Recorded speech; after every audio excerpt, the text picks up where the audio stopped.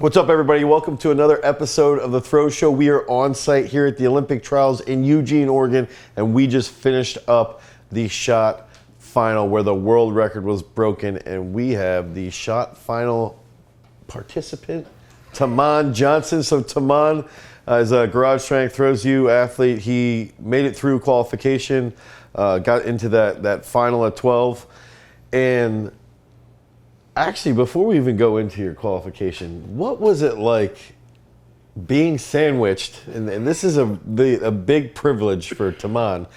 Taman was directly between Ryan Crouser and Joe Kovacs. So that's like a really nice degree of separation there. You were just directly in the middle of the two best guys. Yeah, I mean, you kind of just try to live in the moment. I mean, you look up and before you is Crouser's multitude of accolades, so you're like, well, that's nice, and then let's just get in the count and let's get rolling, because you're between the two best guys in the world, so you just kind of gotta do your own thing and try to keep rolling. That's what I was gonna say, is what do? You're sitting there, you got the indoor, at the time, just the indoor world record holder, Olympic champ, you got the defending world champ here, so you've got the two big dogs. It's like, how do you not get caught up in, like, I mean, here's the real question. Are those guys so far removed that it's easier because they're not your next level guys? Yeah. They're like the next level. Yeah, they're the next generation guys. And so it's like, is that easier in that regard? I think it was easier just because it's like, they're so far ahead of everybody. So it's like, you kind of can't worry about it. I mean, in the warm-ups, you're like, at first, like, oh man, it's Joe Kovacs, Ryan Crouser, but it's like, you already saw them in the qualifying rounds, and you kind of just have to take yourself out of that and be like, you're a competitor, just like they are. So we'll get into going back into qualification in the morning. There's a couple questions that I wanted to ask you about the difficulty behind having to compete in the morning and then doing that again in the afternoon. But talk about what it was like, your emotions heading into it. Like, how do you control the anxiety of the intensity of the situation? What were you thinking about when they took you out onto the field and then you're warming up? How, walk us through that whole process. So, I mean, you're in the back, you warm up like normal, like, active stuff, but, it's 24 guys. Everybody's back there with you.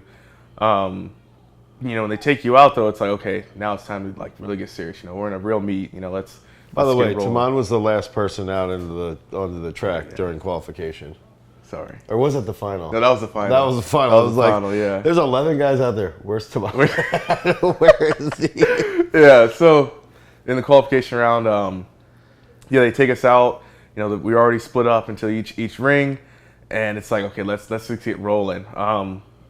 Once I get into my stands, at a big stand, I remember, so I walk over to you, and I'm like, yo, that stand was kind of big. Yeah. And I don't have big stands.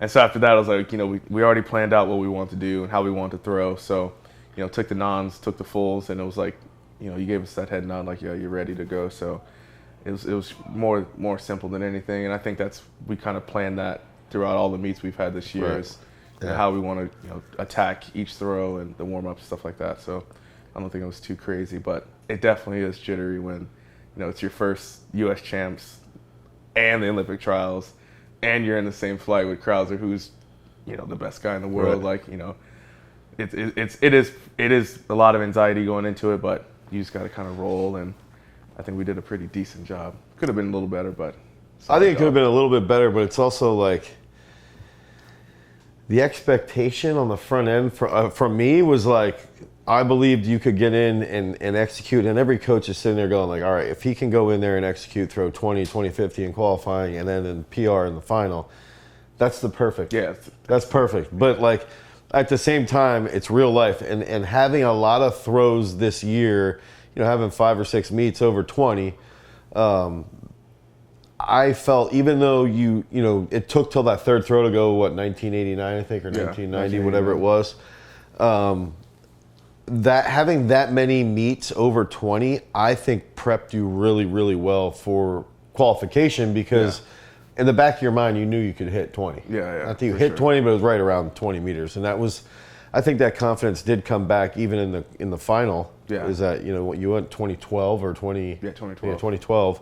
So it's like, that's not a bad throw. It's No. a solid toss. That's where it's like, me 20 meters at the Olympic trials, like 10th place. You beat two really good throwers from the NCAA. Like, dude, it's not, you know, it's nothing to be upset about. But I do think that preparation on the front end did help with that, you know, potential anxiety. And I think that's the whole goal. Yeah, it's like, every meet, use every meet as a practice, as a way to prepare for that big time competition. But when you're warming up, there was something that I noticed about Crouser, and I brought this up to you this morning, was that I almost think Crouser is so friendly. Like, one, I just think he's a good dude. Yeah. But also, like, before a meet, he talks with everybody. Like, he's down there, like, talking. And then, like, during the warm-ups, he uses that friendliness even further to his advantage. Yeah. And he comes back, and he was getting in line to do drills in the circle, like, almost like every 3 or 4 people, and no one was saying anything. No one said anything to him. It was like, yeah, just go ahead. I mean, it's just a drill. It's not going to take that long. He just gets in, gets out, and then you see him back in the ring after like 2 people go, and he's like, oh, because he's actually taking a throw now. So he just like, he uses his, you know, friendly stature to just, and he's the best. And he's the best. So it's like, yeah, I guess he can kind of do what he wants. So. Yeah, and I think that's what's interesting. It's like, and he might not even be doing it from that perspective, but he's so, and to me, that's part of the game. It's like, dude, he can get away with that because it's him. Yeah, exactly. No, you know, if that was you or a Roger Steen or whoever, you know, people would be like, no way. No, yeah, you're not getting in front of me. But what I thought was interesting is that if Darrell and Joe were on your circle, well, no, I guess he was still doing that. Yeah, he was doing it in the final too. And they didn't say anything. No, nothing. That's impressive, actually. I just thought that was an interesting thing. So, I guess going back even further, I wanted to go in and look at this. Look at your comp throws here, or your throws. Basically, this is like your last day of training here at Hayward. That's a pretty good toss there. Yeah. And then this is your qualification round. Yeah.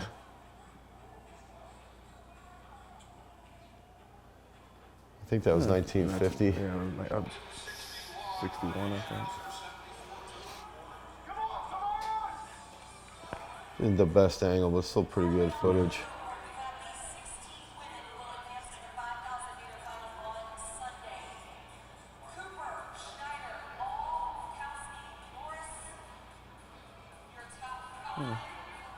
So what are you thinking there? Like, when you're on that throw, you come out of that and you're not like super thrilled about it. You know, maybe that was first or second throw. What was the first throw? Was 1950 something. Yeah, then you went 2012, then 1990 or 1980. Yeah, like 81. You're right.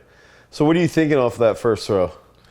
I think I was more just like, well, I wasn't too excited about it because I think coming off the warm-ups, I was like, I want to try to hit one big on the first throw, and then I have 2 more to kind of push that mark a little more. So it wasn't I wasn't too ecstatic about it, I'd say. It was just, you know, this is the final. You know, we got to really try to, if we want to make that top 8, we're gonna have to go 2050 plus, I think. Yeah. And I had that thought in the back of my head, like I have to hit something like that early on. And I've had meets this year where I've done it, so I wasn't too excited about it, but I was like, you know, I got it out the way. Now let's really build, you know. So. Do you think you felt at all the fact that you had prelims in the morning and then coming back? For sure, I think, you know, in the prelims it was just like jittery, just ready to roll. Yeah. And in the final, like it was still jittery, but it wasn't as like, didn't feel that same like snap on it. Up, yeah. Really juiced up. So let alone, so given that, you had to really rely on your technique, I think,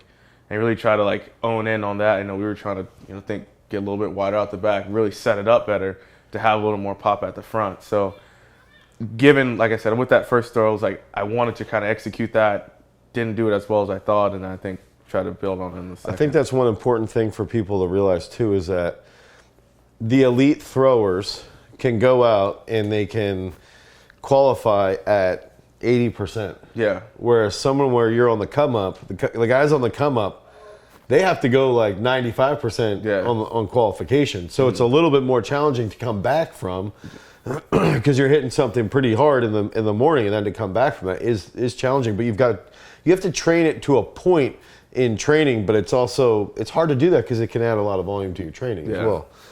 So let's walk into, you had that first throw, you're not thrilled about it, and then you had, I think this might actually be the second throw. This is 2012. Ooh.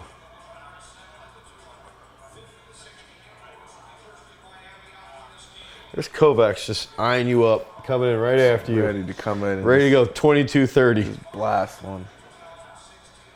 So that's 2012, that was better. Yeah, that was a little better. So what were you thinking coming off of that then? Heading into the third, you got 2012. You know that at this point, it's either going to be 2044, I think, from Roger Steen or 2062 from Kurt. Yeah. What were you thinking then going into the third? Just go, like full send. Like I was thinking almost like I can go 2090, like PR, hit something big. Because I was like, even on that 2012, it was like I missed it a little bit.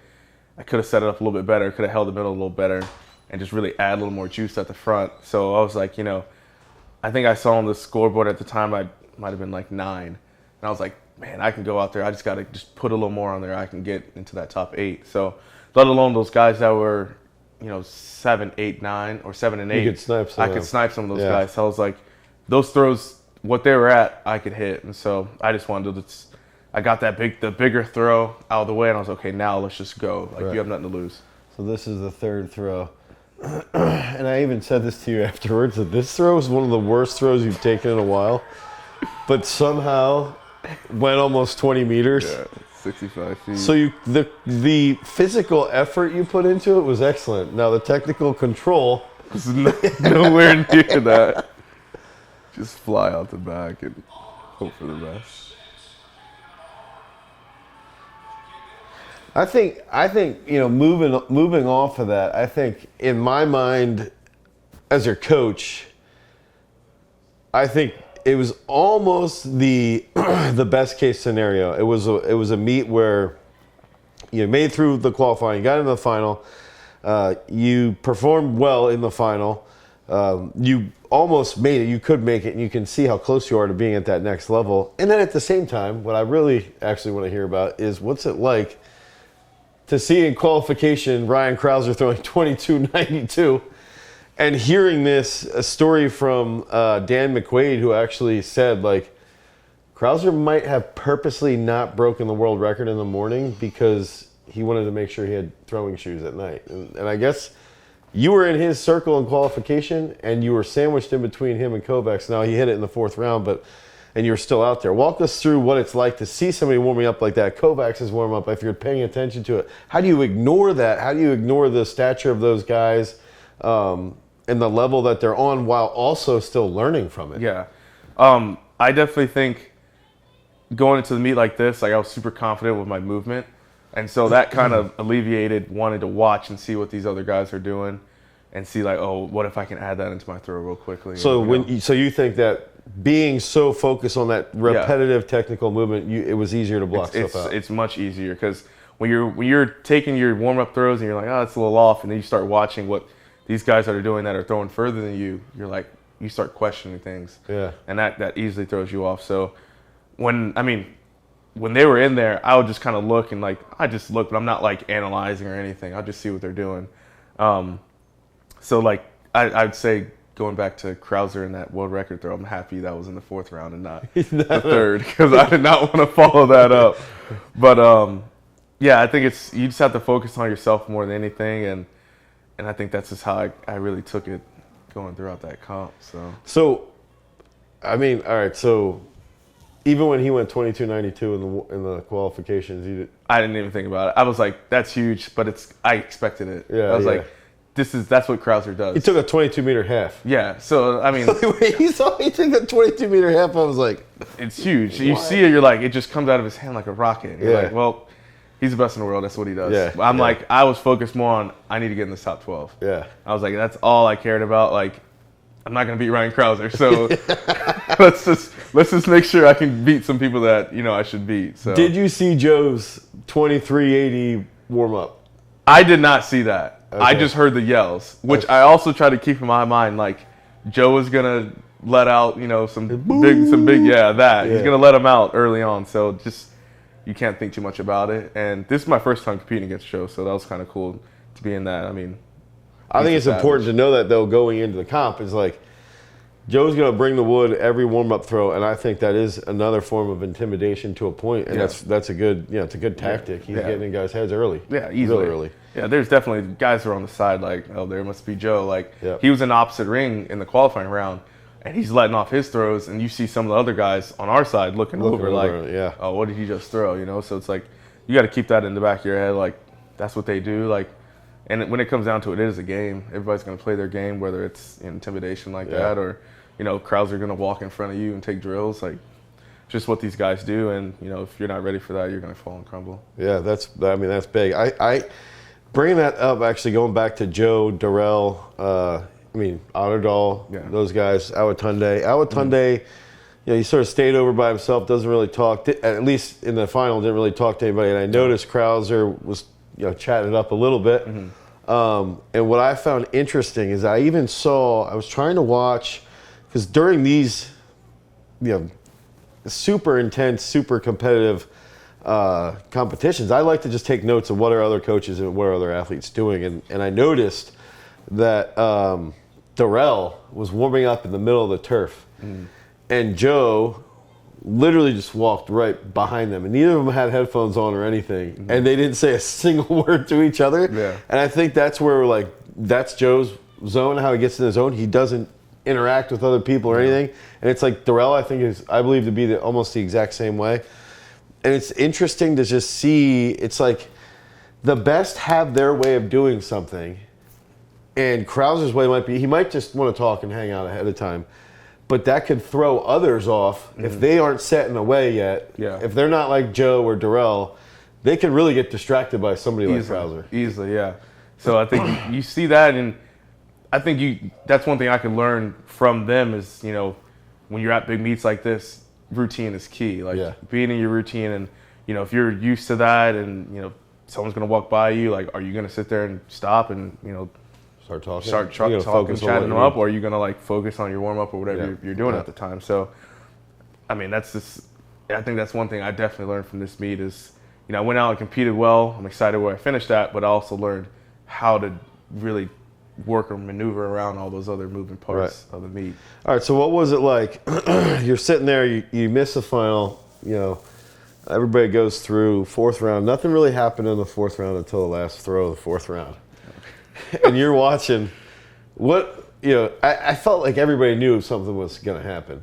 And because you had even gotten, I was watching you like, is Taman going to sit in his chair, or is he going to get up and go watch? And I had seen you stand up and go up a little bit more to sort of spectate a little bit by this point. And I was just interested to see, what was it like to be right next to him? What was it like seeing him prepare for that world record throw, or for all of his throws, and then also, just share that experience. It was insane. I mean, so after my last throw, I went and sat down for a second, and I'm like, man, that kind of sucks. I didn't want to sulk too much, and I'm sitting down. Like, it's not that big of a deal. I'll work through it. But let's go see what the final's gonna be. Crouser went big early. Joe seems like he was on the cusp of going big, and all these other guys going big. So getting up, I go and I stand over, and I just kind of just watch. And I want to see how, at this point, I'm just watching how are these guys moving around. Now that 4 guys are removed, how are they moving around? What are they doing next? Are they going to grab their shot now, or are they going to wait till just before? Or are they going to chalk their stuff up now? Are they hydrating? What is the thing? What are they doing? Are they going to see their coaches? Are they want to get more cues? How are they moving? And then, Crouser gets in, and he just goes big. Like, he's definitely in his own world. Like, he just feeds off the crowd, the energy, and he's just rolling. Like, I feel like he's so confident and just really technical with his movement that nothing can really phase what he's doing. Right. And when it's his meet. It's his meet. It was his meet, and pretty much everybody knew it. It was his meet. We're just competing in it. So, He just invited you guys. He just invited, hey, come out. I need, some guys to make this a legal meet, like a real meet or whatever. Like, it's the Olympic trials, but really it's Ryan Crouser's meet. That's kind of how it was. It is. And it's crazy because, like, you see him go big, but then you also see Joe Kovac still go, he has 3 throws over 22. Yeah. And it's like, oh, that's kind of cool. Right. But it's like, people don't, it's almost like they're downgrading a 22-meter throw now. Fifth place was 21.84. 21.84, and it's like, dude, like 71 feet, and it's like, dang, that sucks, man. You're left at home now. Like, yeah.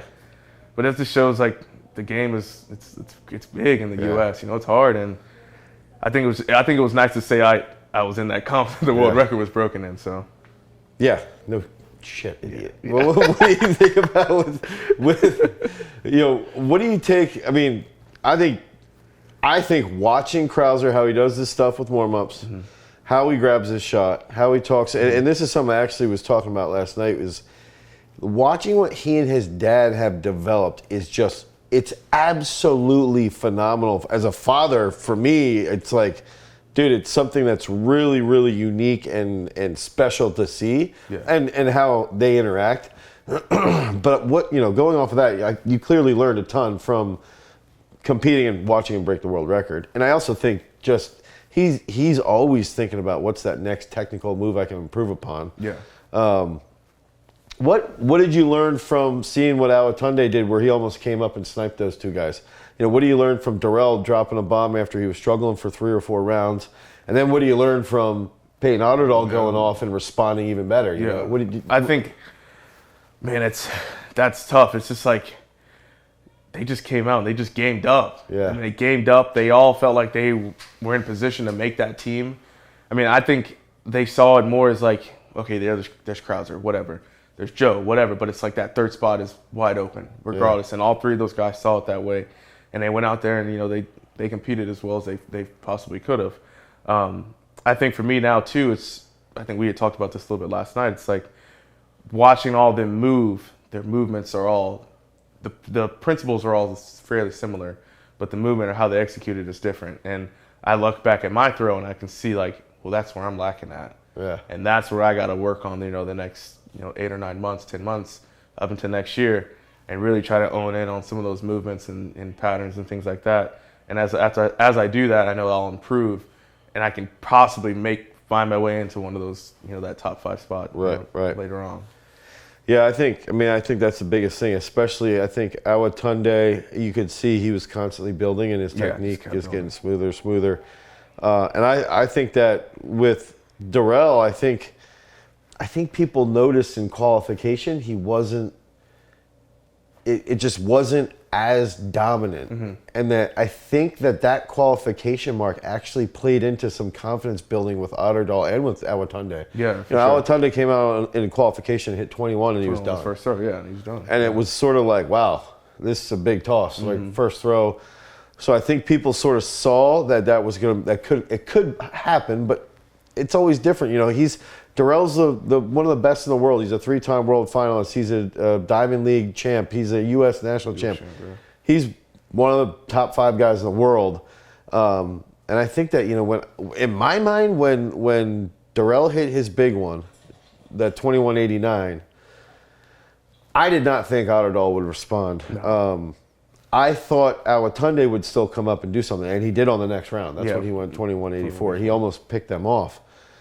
But what was impressive for me as a coach was Darrell, was locked in or was, cheering himself and hyping himself up. It was cool. He hit that big throw to get him into that number 3 spot, and immediately Otterdahl was just like, boom. 21.92. It's that's crazy. I mean, he goes in like literally a minute or 2 after Darrell's hyping him up, the crowd's going crazy. He just goes in super relaxed, just works his throw and just hits it. Yeah. And I mean, he doesn't know if it's it or not because it's so close. Like, when he walks out, he just he almost seems like he's been there before. Yeah. Like he's just there. He's just competing. And I think as a competitor, that's what you want, that spirit and everything. Yeah, and I think what's important to recognize is that Otterdahl's maybe 2 years out, 2 years out from college, so it takes time to establish that consistent movement. And it's the same thing, with Awatunde now. He's been out for probably about 4 years, but now they have the movement established. They've got those reps in, and now they can just worry about real small details. And it's like, that's where the confidence and the intensity from the competing just comes into play, and the experience comes into play. Yeah, absolutely. And it's like, the more comfortable you are in that situation, the more comfortable you are with your technique, the better you're going to throw. Yeah. So, simple. I think from my perspective, I think you did a great job. Obviously, I think you competed really well. I think it was a really unique. I mean, obviously, it was unique. It was the world record was broken, but it was unique in the way that the world record was broken, and I could not believe it. I was like, "Oh my gosh, we just saw that record get broken. That's amazing!" Like, going nuts. Yeah. And at the same time, this happens here, and then that emotional charge between Tunde, Otterdal, and Darrell happens, and it's like, you feel for Darrell because he loses that spot. I mean, it was his in 16, and you feel for Tunde because he was just short. But you're happy to see Otterdal grow as an athlete, and then over here's this world record. It's like, there's just a whole mixture of crazy emotions, and that's what I think. That's what happens when you're at the Olympic trials. Yeah, it's just magic happens. Yeah, and it's like, on top of that, it's a great experience, and I think it's going to be an experience for you. It's going to be a jumping off point for your career. I think this is a lot of. No one has known who you are. No one has factored you into anything. You made the final at the hardest Olympic trials ever in the history of the United States, and it's going to show. That experience is going to play a major factor in your maturity and your growth as an athlete, because it's the carrot's dangling there, and you can be the next Otterdal. You could be that that guy. And I think that's the big lesson to take away. But you also know you got a lot of work to do, because you can see it. And I think that's the cool part about a comp like this, is taking those lessons and taking it and being, all right, this is what my lessons are. Now I got to work to fix where I'm weakest. Yeah. Absolutely. So, and what's crazy is Ryan Crouser's not weak. No. Nope. So we got a long way to go. That's for sure. Yeah. I even said this. I did want to share this. I had said this. I'm like, I never want my athletes to look at other people when they're throwing. But he just hits such good positions, and he's so fast on his finish that it's like, you can try to visualize what he's doing and mentally trigger yourself, and it would probably benefit you. Yeah, it would work, most likely. It's crazy. But I'm still going to, before we sign off here, I'm still going to pressure you to be more like Joe in those warm-ups, just screaming, like, just yelling. "Oh, I'm here to play." Yeah, I do need to work on that. I'm definitely pretty quiet. Maybe I should find some sort of tactic to use. Yeah, exactly. All right. So Throws University, the world of Throws University. This is Taman Johnson, and we are signing off. He's a 2021 Olympic Trials finalist.